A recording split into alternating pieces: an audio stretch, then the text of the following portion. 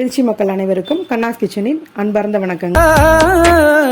சுட சுட அந்த மதுர மல்லிப்பூ இட்லியே மீன் குழம்புல கொஞ்சம் புரட்டி சாப்பிட எச்சில் ஊறுது உள்ளுக்குள்ள.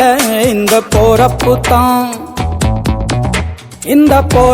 தான் நல்லா ருசிச்சு சாப்பிட கிடைச்சது. இந்த போறப்பு தான் நல்லா ருசிச்சு சாப்பிட கிடைச்சது. அத நினைச்சுத்தான் மனோ உலகம் முழுவதும் பருக்குது.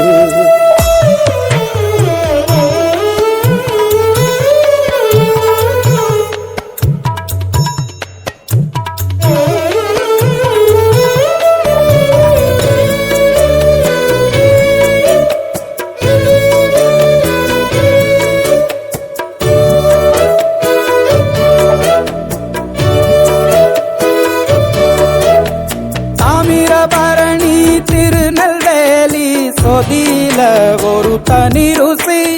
வைகையில் பிடிச்ச ஐர மீன் குழம்புக்கு ஒரு தனி ருசி.